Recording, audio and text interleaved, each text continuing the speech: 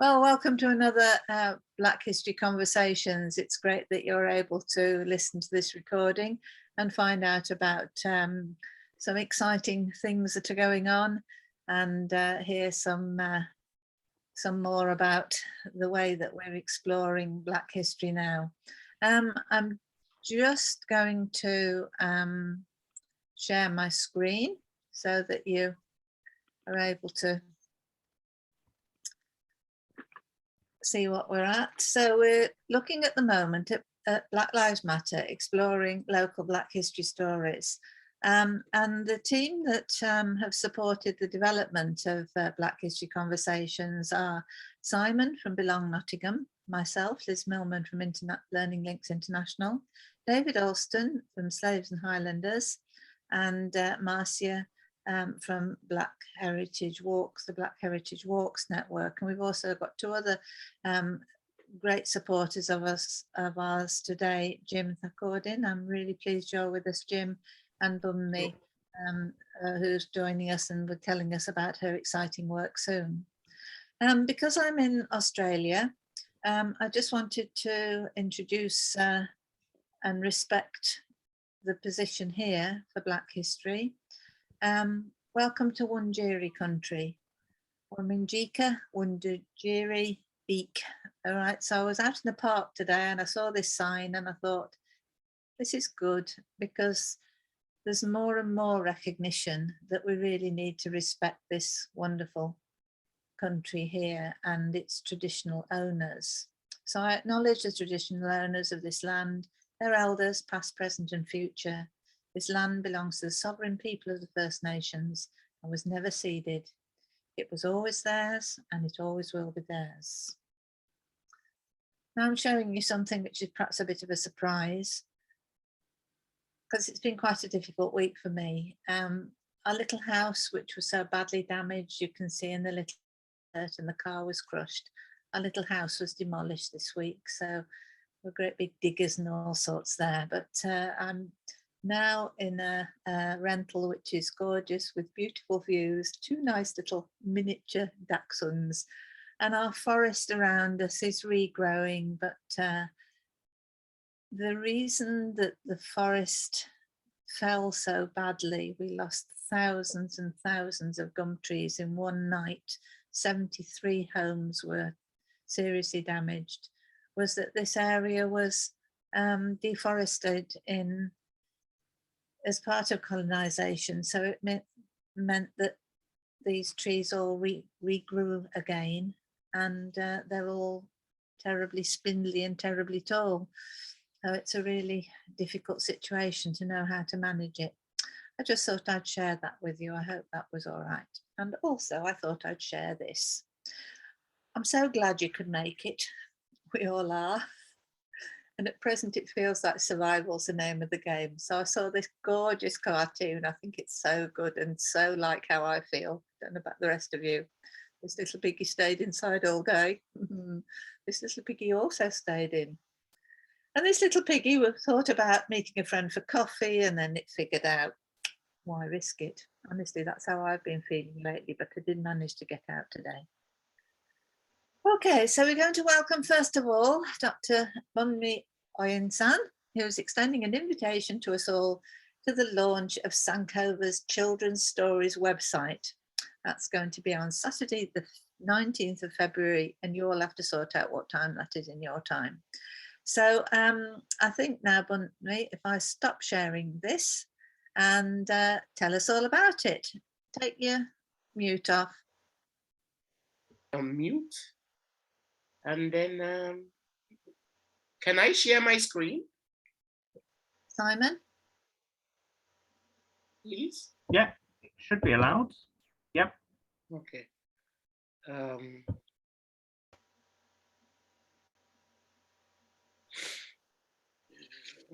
Where is it? Okay, is that working out? At the bottom of your screen, there should be just a green share screen button. I think. That's all right for me. Yeah, I'm. Click Can on you the see it now? No. I clicked on share screen. Yeah, Click and when it. you click, it should allow you, it should give you the option of share your current screen or share a particular one. No, it's giving me the option of a screen that seems to have a lot of things except what I'm looking for. Oh, you have to click on the one you're looking for on that screen with lots of things It's open. not showing me the one I'm looking for. That's the thing. Right. Well, go back into your your website. What's it called, Simon? The Google site, Chrome? where all your open pages are, and then make sure that you can see where the one you want to Yeah, share. The page I want to share is actually open.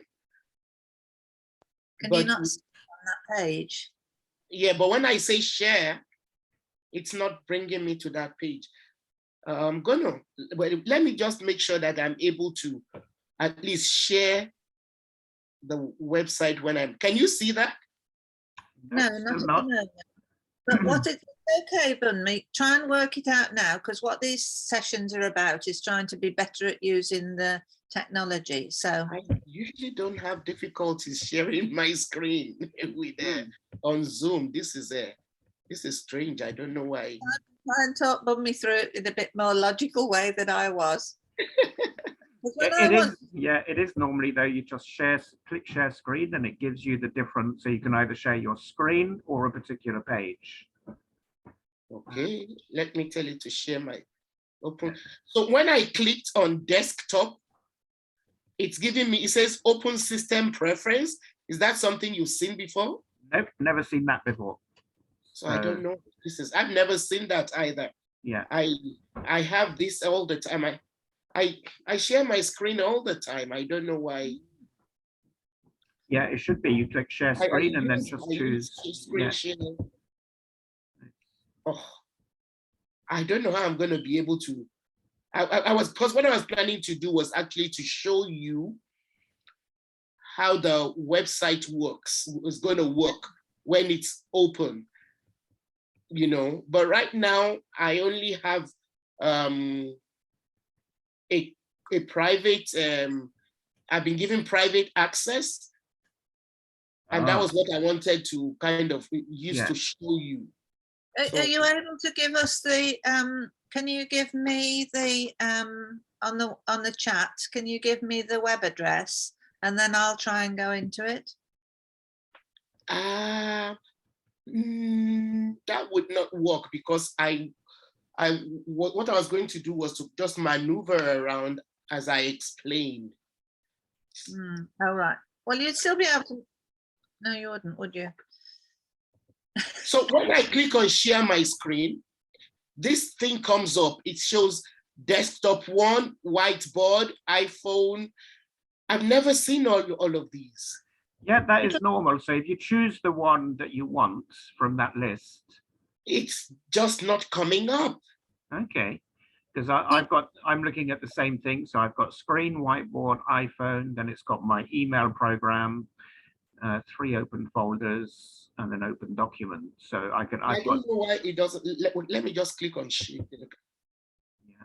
I clicked on share and nothing is happening. And my document is actually open. Yeah, so it should be showing on that list. I know. Yeah. While you're just sorting that out, Carol, the Hindo, Carol, are you there? Hi, I'm here. Yeah, I'm just not visible right now because the time differences are quite big.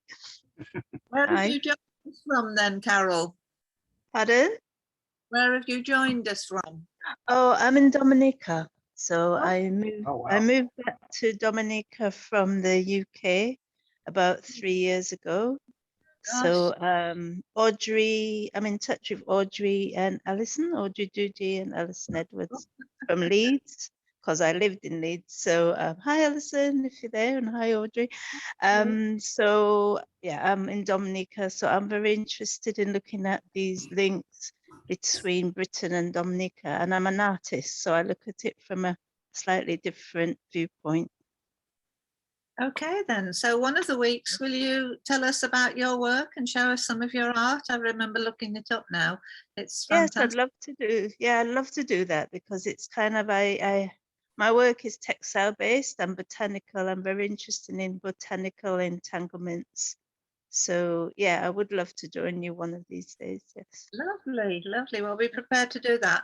So Bonmi, how are we doing now? You're looking desperate.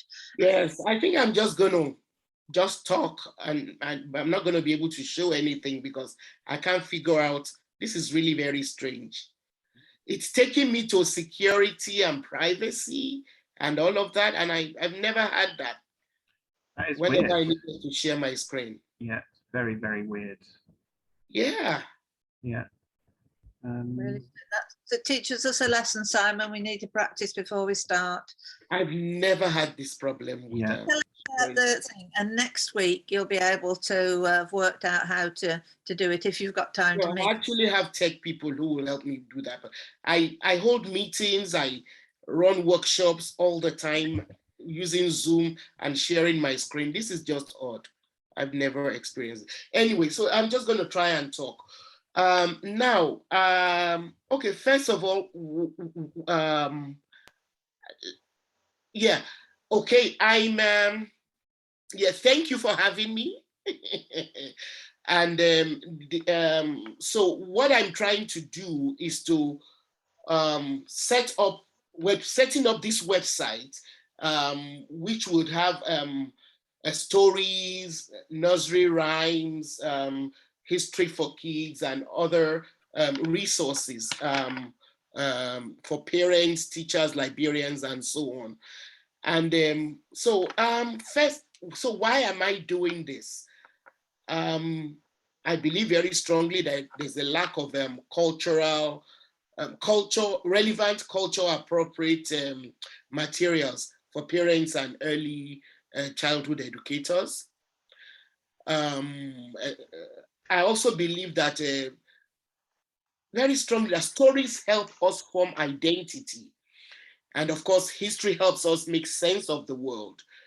And the people who tell stories actually hold the power to shape the world. And examples are religion. For instance, the stories in the Bible, the Quran, stories about Buddha and so on. These are the things that have helped various peoples in different parts of the to shape the world as we know it. Even if we look at science, there is no scientific discovery or technological breakthrough that does not end up being relayed in the form of stories, so that people who are not professionals in that field can actually share in that knowledge. So I really do believe, in the strength of storytelling, and that I believe it's crucial that Africans and people of African descent should participate in the shaping of the stories that our children are told. Also, they also, and this is to ensure that this would ensure that stories are more accessible. It's also important to ensure that stories are more accessible. So I see the internet, phones, and things like that becoming more accessible tools for telling and circulating stories, and it will continue to do so. That's why I've decided to look at this, to do this project using a website to start with. And I also believe that it is easier to make lifelong readers of children who are read to early in life. And then I was going to be able to demonstrate how I try and achieve all this through the channel. In essence, my mission is to use technology to create a wide community of children who are book lovers by circulating stories, thereby cultivating a reading culture among African children and children of African descent in the diaspora through providing more access to culturally relevant stories, rhymes, and so on. So ultimately, the aim is to provide this service free for children in Africa and the Caribbean. Once we're able to get enough subscription, you know, from more affluent parts of the world. One of the reasons why I'm also doing this is because I'm not good at raising funds. So I don't know anybody who would give me money to do it. So I've just been trying to do it, you know, with my own funding. So which would explain why, another reason why I'm looking at the internet as at least more affordable than traditional means of publishing these stories like hardcore publishing and all of that. Now, my approach has been and will continue to be to work predominantly with young African writers, illustrators, animators, and other creatives of African descent. This is not just to create employment for me. I really believe, I mean, the few people I'm already working with, I mean, I know that it has made a lot of difference, you know, to their ability to be income earning. So I'm not only doing it to create income for them, employment for them, but I'm also doing it because I strongly believe that we are better positioned to find culturally relevant original stories and also nurture local talents. I think it would also help to produce top quality relevant stories that truly reflect, you know, the realities or the lives of a wider array of children's lives and experiences and issues affecting them.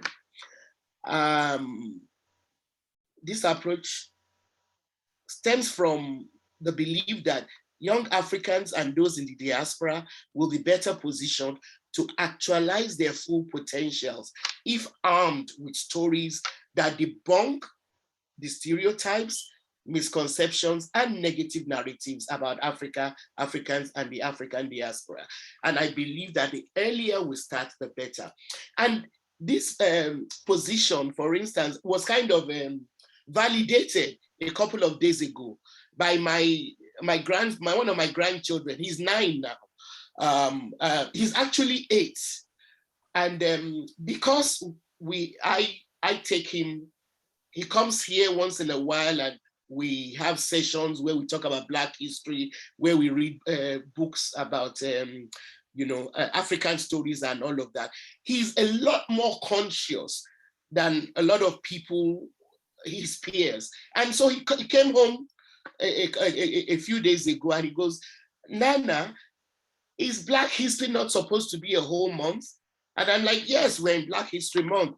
And he goes, but in my school, I think Black history is only one day. So I said, why do you think so? He said, because we had Black history on the first day. We were told it was the first day of Black history. And they told us about Rosa Parks. And because it's Canada, they also told them about Viola Desmond. But after that day, nothing else has been said. Even though every day he comes home, we've been doing Black history. And then it's like, so I said, so what do you talk about during the session when you're supposed to be talking about? And he says, we talk about the Olympics. But ordinarily, he might not have found that odd, but because he's already been exposed to how important it is to, I mean, he reads all your regular stories that other kids in Canada read, but he also, you know, has been taken through, you know, some of the history of Africa, and he's been introduced to writers of color. He's more conscious. So for me, that was some kind of validation. So the website has stories and rhymes. It has an history column. It has biographies. And we also have other resources.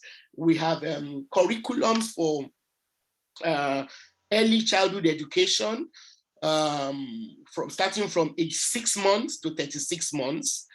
And I I insisted on having that there because, as some of you might be aware, I actually run 2 schools in Nigeria, 2 local schools for children from low-income families.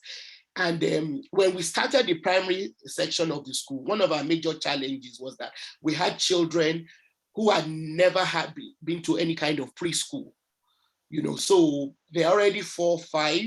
They've never been had any opportunity to have any kind of education.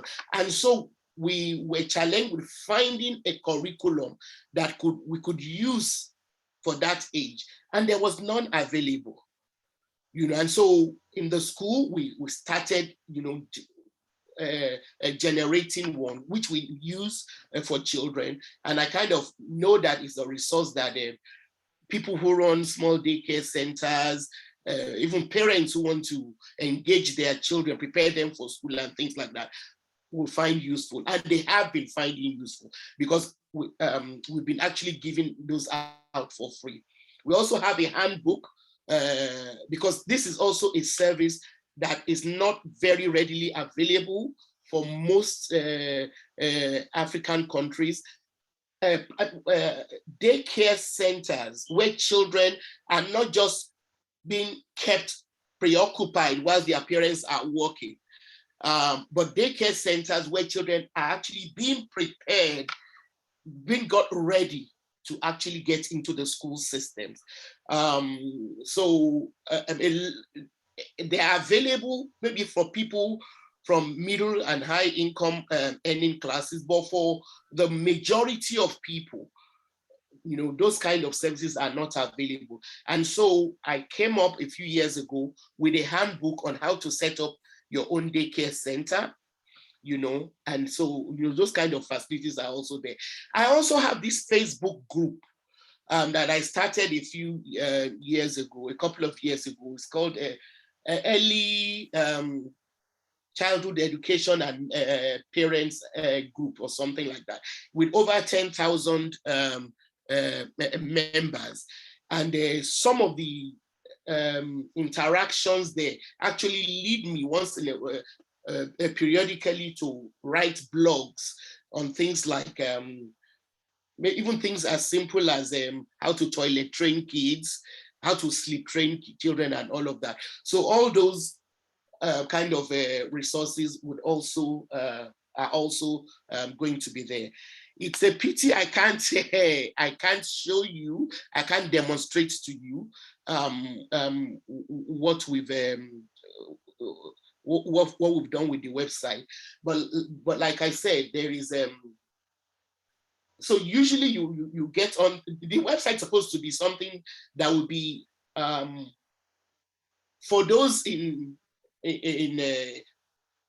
Canada and so on and so forth. It will be subscription based, and we're keeping the subscription low in order to be able to drive the number. So for about, I think, $12 a year, you know, you'd have parents can go on, have access to stories, nursery rhymes, history, and all of them are illustrated.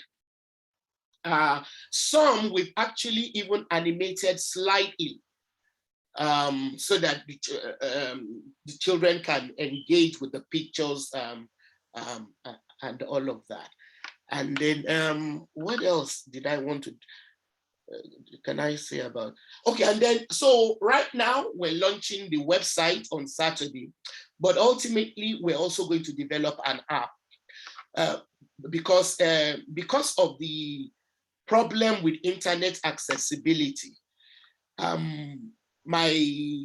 research shows that a lot of parents, even teachers in Africa, would find it easier to be able to access this kind of resources through their phones, you know, and the apps work better with people who try and access resources through phone. So we're going to have an app version of it, but for now it's the website that we're launching. I apologize most seriously that I'm not able to demonstrate. It's right here on my system. I don't know what's going on, why I can't show it to you. Suddenly, we weren't able to send out to everybody. I had a glitch in my system, and for some reason, I couldn't send out another email to everybody like I do. So what I'd like to do is to invite you to come on another time when you've launched it, so that it will be then actually a live site, and you can show us the live site. Okay, that I'd love to do. All right. Now the launch, I'm just going to share the screen thing again and show your poster again. It's a beautiful poster. The launch date is the 19th of February, which is not tomorrow, but the next Saturday. So whether you'll be up to it the following Friday, I don't know. It's up to you. But it would be great to be as soon as possible after that. But we will let everybody know that that's the actual launch, and then that you will join us the following week to demonstrate it. Would that be okay? Yes, and hopefully we'll have figured out why I'm not able to share my screen today. Okay, that's really brilliant. Okay, so has anybody got any questions you want to ask or comments? I mean, it's such a magnificent idea to have these stories online. And yeah, I can't wait to see if we can use them at Belong with some of our youth groups and family groups. I think it'll be really, really good. It's the perfect audience. I was just wondering while you were talking, how far do you trawl for the stories? Because I remember one of my first exposures to African stories came in a science fiction book, which I think was published around 1967, called Stand on Zanzibar. And a lot of the book was set in a fictional country, which is somewhere between Dahomey and Nigeria, which would be modern day Benin. And there's a lot of little tales of this African character who, every time somebody comes to talk to them about Jesus, they say, sorry, we've got, I can't remember his name, but we've got this person, and he does exactly the same thing as Jesus. So it was in the decolonization area. The writer was quite radical, anti-colonialist. So I don't know how far you go for stories. Oh, yeah, actually, right now, the stories I'm launching with, I wrote all of them. Okay. Mm-hmm. I think we're launching with maybe 6 or 8 stories. About 5 and then yeah. So the point I'm trying to make is that ultimately, once we're launched, we're inviting other writers, you know, we're also going to be going out for rights of this. If we are able to trace this kind of book that you're talking about, rights to books and things like that, so that it's not going to be an avenue just to showcase my stories and my books. We're even also going to have the ability to sell people's books, help them sell their books as well. And then with so we're open to all genre of children's stories, so long as there are things that are not just targeting, or that not just displaying, you know, the kind of traditional characters that you expect to find in virtually every storybook that is out there. So those who are familiar with my work would know. And then I like to play around with traditional stories a lot. So I have a number of stories then. For instance, we feature a brother and sister, the Spider family, the Anansi Spider family.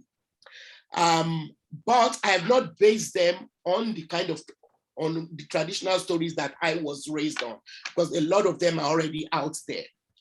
But what I've tried to do is to bring those characters into the kind of life that my grandkids or children of today live, and, you know, see them, you know, interacting, having challenges and solving them the way any child today would.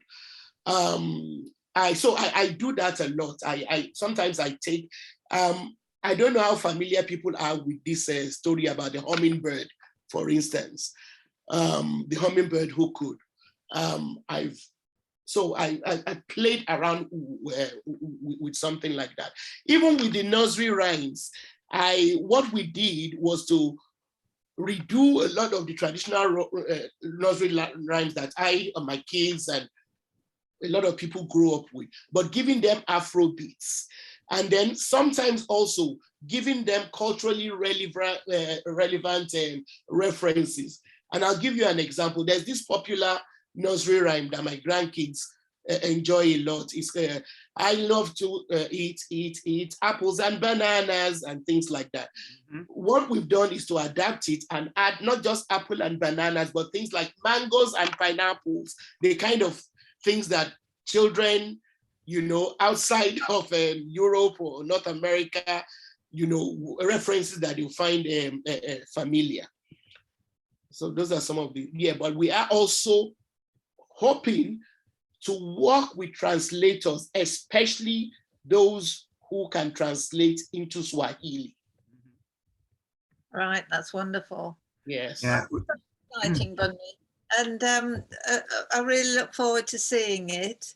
Is anybody else wants to add anything else to a question, Bunny, or anything else? All right then. Well, Bunny, I think children's books are so important. It really helps with their literacy and their understanding of the world around them. It opens their eyes, doesn't it, to other people's ways of doing things. So well done. I think it sounds wonderful. Thank you. Thank you. Alison. Yeah, it sounds absolutely fascinating. So we've got this vision of children around the world tuning in and learning about these. It's just a lovely, making the world smaller for children and spreading these lovely stories. It sounds absolutely wonderful. No, I wish you lots of luck with it. I hope it works. It's a lovely idea. Lovely idea. And I'm hoping it will be something that would create more children who, because when I was growing up, I was lucky. My grandmother was a fantastic storyteller. And, so I always loved listening to her stories, but I never read a book for children by an African man, woman, or whatever until I was maybe like 9 or 10. And that first book I never forgot. It's a book called My Father's Daughter by Mabel Shegun. And for the first time, it occurred to me that I could actually write my own stories. So I'm also hoping that, make more children who are readers will also make a generation of children who are also into writing and things like that. Oh, yeah, lovely. Yeah. Fantastic. That's really, really lovely. Thank you ever so much, Romney. That's really, really great. So we'll just go back to remind folks about this, the date. Okay. So that's on the Saturday the 19th. So not this Saturday, the one after. Okay, that's wonderful. Bunny, thank you so much. I've only got about half a dozen slides that I wanted to share of things, mainly things that Audrey's sent me. Audrey Juge is very good at sending me things. So this is interesting because I came across, I can't know whether Audrey sent me this or not, but I came across this thing called policy exchange. Simon, do you know about this? Yes, I know. Well, I know about policy exchange because they come up all the time when we're doing anti-Brexit work. They're one of the organisations who are sort of linked to, the alt-right, the right wing. Absolutely, absolutely. Yeah. So yes.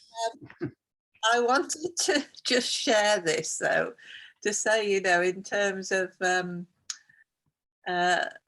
things you find and you're not quite sure about. Well, anyway, too long to get my head around this, but something very interesting is on their page. So there's a Guardian article that people can check out as well, which explains more about what this policy exchange is up to. But actually, they've catalogued a whole lot of examples of local, where there's reviews of local Black history. And they say in cataloguing these examples, we don't make any judgments on the actions of the individual or institution in question today or in the past. Our aim is simply to provide a clear documented record of what's happening, and we can help to inform the public debate on these issues. But what's really interesting is that it is really interesting. So you have to read carefully, but there's straightforward information without bias, as it says. So it includes Bristol, Sheffield, Denbigh, the story that we've talked about there. National Trust for Scotland's got information on it. And when you go onto their site, all these these named places, there's more references and more information about them.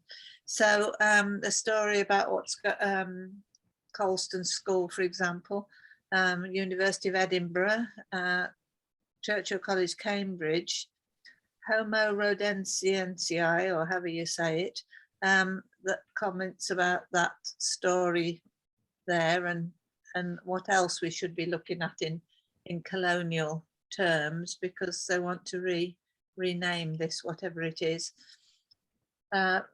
and not have it named after roads. The Imperial War Museum, Museums Association, Holy Trinity School in Richmond, can't remember why that was there.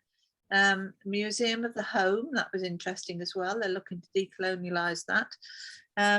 National Museum of Wales, there's comments there about what they're doing and what actions they've taken in the short term and what they're planning longer term.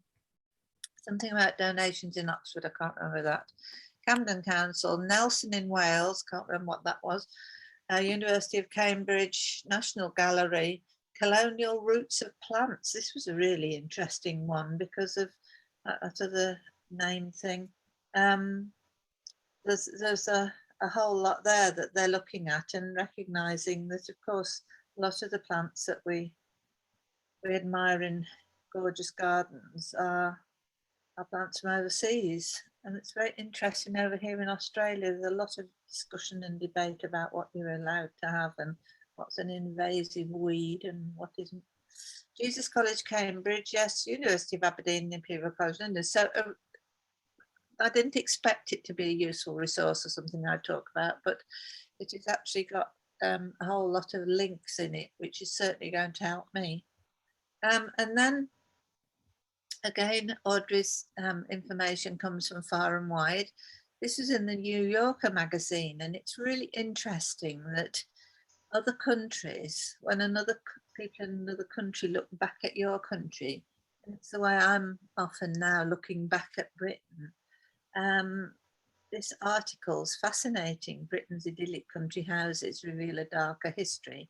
And Sam Knight is based in the UK, and he knows exactly what's going on and talks about the National Trust and everything else. But it's a really, really interesting article, that one, and I was grateful she sent that. Then this was a poignant story about which I knew nothing. I'm going to Chagos Islands, the Chagos Islands. Who knows where the Chagos Islands are? Anybody? Oh, Indian Ocean. Oh, thank you, Simon. Well done, you know. Yeah, I have an old friend who's very concerned. He's Mauritian, and still such a horrible Well, situation. apparently It's been in the news a lot over the last few this days. is why I picked it up, but this article is actually January 21, so it's quite a dated article in a way. But I looked it up on Wikipedia, and that wasn't any more up to date. But apparently these islanders were moved off their island forcibly by the British government in the late 60s and early 70s. Mm-hmm. So that the island could serve as a United States military base. And now the islanders they're trying to make arrangements for them to go back. It's a really, really poignant story. And I just think, we just don't know in Britain often, just what what is going on and what are we doing owning any islands in the middle of the Indian Ocean or anywhere else. Come to that. This is another story she sent me as well about Pa Sori, a Sierra Leonean who was proud to have fought in World War II. And when you read the article, you know, he didn't get any benefits or any payments afterwards, but he still maintained at 101 that he was proud that he'd fought in World War II. And then I can't remember who sent this. Was it you? No, it was Audrey again. This is really a really moving article. So it's in the New York Times. I can't begin to summarize it for you, but very concerning. And then now I'm going to stop sharing and say, who knows about the Grand Egyptian Museum? Any of you? Bunmi, have you heard of it? I know of it from you.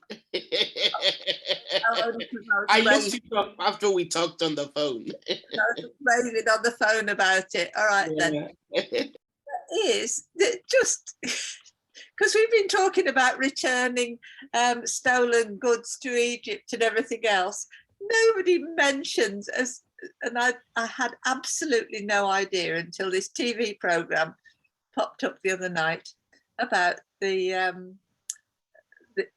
I think it's called Inside the Grand Egyptian Museum. But anyway, you can look around, and there are some things on the internet that you can look at, whether it's a TV program or not. But in January 2002, so this is even before 2007, you know, I'm speaking the obvious here.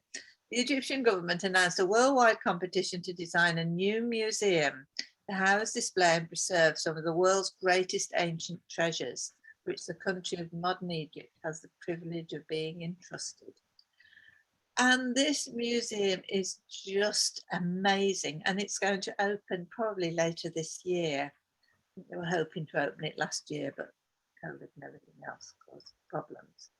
So I've pinched a sample picture off their website so that you can see that it's actually close to the pyramids, but it's in its setting, it's not going to be too obvious, but from the inside, you can see out to see the pyramids from a really beautiful angle. And it's all designed around that. And the little picture is of one of the Ramesses, and they moved this magnificent statue from the center of Cairo, and they've moved it into the museum.